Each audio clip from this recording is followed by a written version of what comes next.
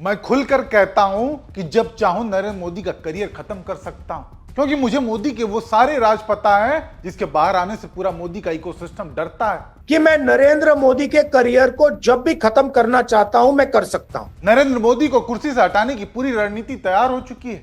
विपक्षी दलों के 25 दल, राहुल गांधी, अखिलेश यादव, ममता बनर्जी, कई राज्यों के मुख्यमंत्री, सभी ने मिलकर एक ऐसी बैठक की और उस बैठक में कुछ ऐसे फैसले लिए गए जो वास्तव में मोदी सरकार की चूल्हे हिलाकर रख देगा। और इस बार तो विपक्ष इस कदर मुस्तैद दिख रहा है कि बैठक की टाइमिंग भी ऐसी चुनी गई जब मोदी सरकार सबसे ज्यादा कमजोर स्थिति में है। आज हर किसी में, युवा, टीचर्स, क्रिएटर्स, व्यापारी, हर कोई इस वक्त मोदी सरकार से त्रस्त हुआ पड़ा है। यहां तक कि खुद बीजेपी के कट्टर भक्त तक मोदी से खफा है। सरकार, मैं बीजेपी का आदमी हूं और बीजेपी के ही वोट भी देता हूं, लेकिन अब मैं बीजेपी को वोट नहीं दूंगा क्योंकि ये तो गवर्नमेंट हमको ही मार रही है। यानी अगर ऐसे ही रहा तो वो दिन दूर नहीं जब विपक्ष सच में जिस रणनीति के तहत आगे बढ़ रहा है, जो फैसले बैठक में लिए गए उसको लेकर ग्राउंड पर उतर गया तो मोदी सरकार की चूल्हे हिल जाएंगी। और ये भाजपा को भी बखूबी पता है, उसके रातों की नींद उड़ी हुई है। प्रेस कॉन्फ्रेंस किए जा रहे हैं। जैसे इंडिया गठबंधन की बैठक खत्म हुई वैसे बीजेपी का इकोसिस्टम एक्टिव हो गया। हड़बड़ी में संबित पात्रा तुरंत स्क्रिप्ट तैयार करके मीडिया के सामने आ गए, हालांकि बाद में हंसी के पात्र भी बन गए, वो भी हम आपको दिखाएंगे। नहीं, उससे पहले यह भी जानना जरूरी हो जाता है कि इंडिया अलायंस के 25 दलों ने जो बैठक की वो कितनी अहम है और उसमें जो बड़े फैसले लिए गए उससे मोदी सरकार इतना बौखलाई हुई क्यों है। दरअसल 8 जून को इंडिया अलायंस की एक बड़ी बैठक हुई जिसमें सोनिया गांधी, राहुल गांधी, मल्लिकार्जुन खड़गे, ममता बनर्जी, अखिलेश यादव, तेजस्वी यादव, सुप्रिया सुले, उमर अब्दुल्ला और भी तमाम बड़े नेता शामिल हुए। कुछ वीडियो कॉन्फ्रेंसिंग के जरिए भी जुड़े। बैठक कई घंटों तक चली जिसके बाद अंततः सभी नेताओं की सहमति के बाद इंडिया गठबंधन ने 5 बड़े फैसले लिए और वो फैसले ऐसे थे जिसको लेकर आज हर एक में गुस्सा है और वही मोदी सरकार की नींव हिलाने की सबसे बड़ी वजह बनेगी।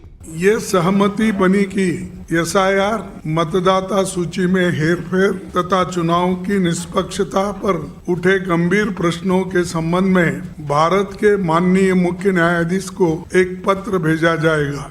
दूसरा मुद्दा, लाखों विद्यार्थियों को प्रभावित करने वाले अनेक गंभीर मुद्दों की स्थिति को देखते हुए ये सर्वसम्मति से निर्णय लिया गया। शिक्षा मंत्री को तत्काल इस्तीफे की हम मांग कर रहे हैं, वो इस्तीफा देना चाहिए। तीसरा, वर्तमान गंभीर आर्थिक स्थिति, बढ़ती बेरोजगारी, महंगाई, एट्रोसिटीज और किसानों के मुद्दों को हम उठाते रहेंगे और जन सरोकारों से जुड़े अन्य महत्वपूर्ण मुद्दों पर भी हम चर्चा किए हैं। उसको केंद्र सरकार के तत्काल सर्वदलीय बैठक बुलाना चाहिए और सर्वदलीय बैठक अगर बुलाएंगे तो इस सारे मुद्दों को हम उनके सामने रखेंगे।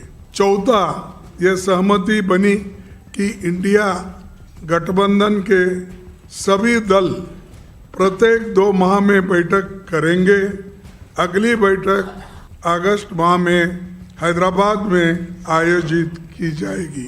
5वां, मानसून सत्र के दौरान संसदीय समन्वय जारी रहेगा और प्रतिदिन प्रातःकाल माननीय नेता प्रतिपक्ष उनके कार्यालय में समन्वय बैठक आयोजित की जाएगी। वाकई आज जिस तरीके से हर कोई मोदी सरकार से त्रस्त है, वैसे में अगर विपक्ष उनके मुद्दों को लेकर सड़क पर उतर जाता है तो मोदी सरकार पर दबाव बनना तय है। और तो और विश्लेषकों का तो यहां तक कहना है कि अगर पूरा विपक्ष सड़क पर उतर गया तो जिस तरीके की इस्तीफे की मांग इन दिनों चल रही है वो आना भी तय है। और इसकी शुरुआत उत्तर प्रदेश से होने जा रही है क्योंकि यूपी वो राज्य है जहां से कहा जाता है कि दिल्ली का रास्ता वहीं से निकलता है। ऐसे में जिस तरीके से पिछले चुनाव में राहुल गांधी और अखिलेश यादव के गठबंधन ने मोदी सरकार को बुरी तरह मात दी थी, वैसे में अखिलेश यादव ने एक बार फिर से खुली चुनौती दे डाली है।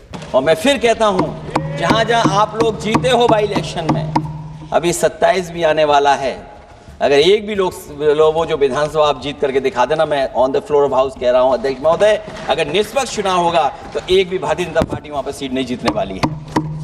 यानी मोदी सरकार के अब तक के कार्यकाल में जो नहीं हुआ वो विपक्ष की रणनीति से होना तय माना जा रहा है। हालांकि इसकी एक सबसे बड़ी वजह यह भी मानी जा रही है कि सरकार ने हालत भी ऐसी ही कर दी है। अर्थव्यवस्था का हाल यह है कि चौथे से छठे पर आ गया है भारत। लोगों से बचत करने की अपीलें की जा रही हैं। चीजों के दाम हर दूसरे तीसरे दिन बढ़ रहे हैं। भारत का रुपया डॉलर के मुकाबले लगातार कमजोर होता जा रहा है। और ये तो बात रही अर्थव्यवस्था की। शिक्षा विभाग की हालत तो इससे भी चौपट है। एक पेपर तक ढंग से नहीं करा पा रहे हैं। सरकारी स्कूलों की हालत बदतर कर दी है और इसको लेकर युवाओं में एक भारी आक्रोश है, इतना कि 3-4 दिन में ही करोड़ों लोग मोदी सरकार के खिलाफ खड़े होते हुए एकजुट हो गए। भारी संख्या में युवा सड़कों पर उतरने को मजबूर हो गया। हमारे प्राइम मिनिस्टर मोदी हैं, उन्होंने मतलब एक ट्वीट करना भी जरूरी नहीं समझा। वो दूसरी तरफ ये सब मेलोडी वगैरह आम वाम की जो ये बातें मन की बात में बोलते हैं, मेरे हिसाब से ये बेसलेस हैं। जब उनके बच्चे के विदेश में पढ़ रहे हैं तो उनको देश के बच्चों की हालत क्या पता चलेगा। और उसके बावजूद जो सरवाइव कर जा रहे हैं, जो इसके दर्द को झेल ले रहे हैं, उसके बावजूद उनको अगर कोई पैरासाइट बोलेगा, कॉकरोच बोलेगा तो रिएक्शन तो आएगा। कि एम्प्लॉयमेंट के गारंटी के साथ, उनके राइट टू लाइफ के साथ कॉम्प्रोमाइज हो रहा है, तो ऐसे में उनको बिल्कुल इस्तीफा दे देना चाहिए। यार एडुकेशन ही है जो आपको चेंज कर सकता है, कुछ चेंज नहीं कर सकता है। अगर इस तरह करप्शन होते रहेंगे तो आने वाला जनरेशन पढ़ेंगे नहीं। सुना आपने? हालांकि ऐसे में अगर विपक्ष भी पूरी ताकत के साथ सड़क पर उतर जाता है तो यकीन मानिए शिक्षा मंत्री का इस्तीफा आना तय है। और इसी डर से भाजपा बुरी तरह बौखलाई हुई है, क्योंकि जैसे इंडिया गठबंधन की बैठक खत्म हुई, बीजेपी तुरंत प्रेस कॉन्फ्रेंस करने आ गई, मानो बैठक विपक्ष का नहीं बल्कि बीजेपी का हो रहा था। खैर, प्रेस कॉन्फ्रेंस में भी किस तरीके से बौखलाहट देखने को मिली वो आप महोदय के शब्द सुनकर साफ अंदाजा लगा सकते हैं। सोनिया जी और ममता जी गले मिल रही थी जैसे पता नहीं कुंभ की मेले में बिछड़ी हुई बहनें हो। राहुल गांधी जी शतक लगाया है उन्होंने चुनाव हारने में, शतक लगाकर आज ऐसे मुस्कुरा रहे थे जैसे बहुत बड़ा दुर्ग फतह करके आए, बहुत बड़ी जीत हासिल करके आए। दूसरी बैठक आज होती है तथा कथित इंडिया अलायंस की, जिसका एक ही एजेंडा है, मोदी को हटाना है। सुना आपने?